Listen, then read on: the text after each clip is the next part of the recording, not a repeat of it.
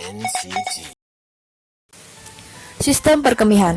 Sistem perkemihan adalah suatu sistem tempat terjadinya proses penyaringan darah sehingga bebas dari zat-zat yang tidak dipergunakan oleh tubuh dan menyerap zat-zat yang masih dipergunakan oleh tubuh. Zat-zat yang tidak dipergunakan oleh tubuh akan larut dalam air dan dikeluarkan berupa urin. Sistem perkemihan terdiri atas 2 ginjal, 2 ureter, 1 kantung kemih, dan 1 uretra. Ginjal adalah organ ekskresi dalam vertebrata yang berbentuk mirip kacang. Sebagai bagian dari sistem urin, ginjal berfungsi menyaring kotoran dari darah dan membuang bersama dengan air dalam bentuk urin. Fungsi dalam ginjal ada 7. Yang pertama, mengatur volume cairan dalam tubuh, mengatur keseimbangan osmotik dan keseimbangan ion, mengatur keseimbangan asam basa dalam tubuh, ekskresi sisa-sisa hasil metabolisme, fungsi hormon dan metabolisme, dan masih banyak lagi. Struktur ginjal. Ginjal terbungkus oleh kapsula renalis yang terdiri dari jaringan fibros berwarna ungu tua. Lapisan luar disebut korteks dan lapisan dalam disebut medula. Bagian medula tersusun atas 15-16 massa berbentuk kerucut disebut piramida renalis. Puncak-puncaknya papilla renalis langsung mengarah ke hilum dan berakhir di kalisis. Kalisis ini menghubungkan dengan pelvis renalis. Struktur kecil dari ginjal disebut nefron, terdiri dari glomerulus, kapsula Bowman, tubulus proximal, lengkung Henle, tubulus distal, dan tubulus collectivus. Selain nefron, struktur ginjal juga berisi pembuluh-pembuluh darah. Arteri renalis yang merupakan cabang dari aorta abdominalis mengalirkan darah masuk ke ginjal. Terdiri dari 2 saluran pipa masing-masing bersambung dari ginjal ke kandung kemih, panjangnya kurang lebih 25-30 cm. Ureter sebagian terletak dalam rongga abdomen dan sebagian terletak dalam rongga pelvis.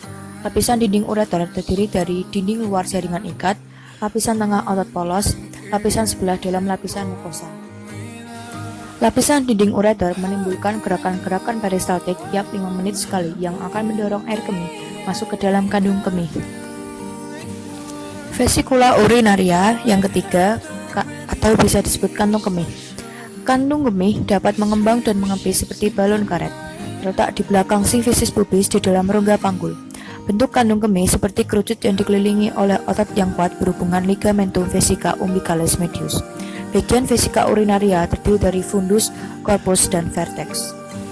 Distensi kandung kemih oleh air kemih akan merangsang stres reseptor yang terdapat pada dinding kandung kemih dengan jumlah kurang lebih 250 cc. Sudah cukup untuk merangsang berkemih.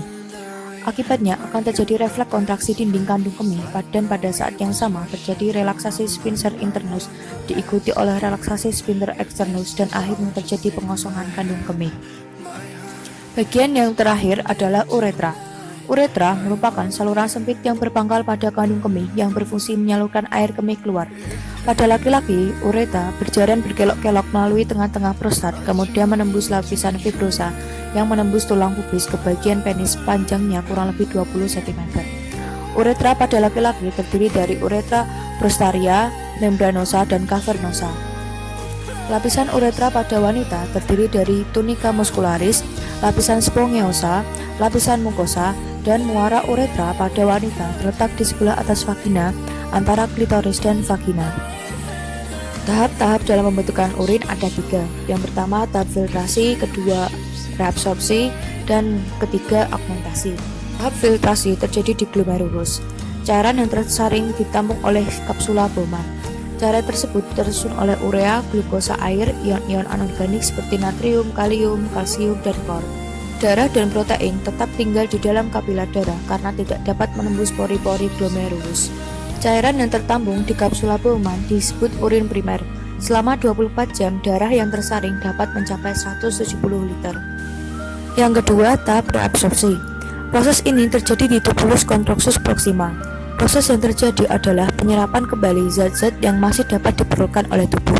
Zat yang diserap kembali adalah glukosa, air, asam amino, dan ion-ion anorganik. Sedangkan urea hanya sedikit diserap kembali. Cairan yang dihasilkan dari proses reabsorpsi disebut urin sekunder. Tahap yang terakhir adalah tahap augmentasi. Proses ini terjadi di tubulus contractus distal dan juga di saluran pengumpul. Pada bagian ini terjadi pengumpulan cairan dari proses sebelumnya. Di bagian ini juga masih terjadi penyerapan ion natrium, klor, serta urea. Cairan yang dihasilkan sudah berupa urin sesungguhnya, yang kemudian disalurkan ke rongga ginjal. Urin yang sudah terbentuk dan terkumpul di rongga ginjal dibuang keluar tubuh melalui ureter, kandung kemih, dan uretra. Proses pengeluaran urin disebabkan oleh adanya tekanan di dalam kandung kemih. Tekanan pada kandung kemih selain disebabkan oleh pengaruh saraf, juga adanya kontraksi otot, perut, dan organ-organ yang menekan kandung kemih. Dan tahap ini merupakan tahap akhir dari proses pembentukan urin. Yang terakhir adalah hasilnya, urin.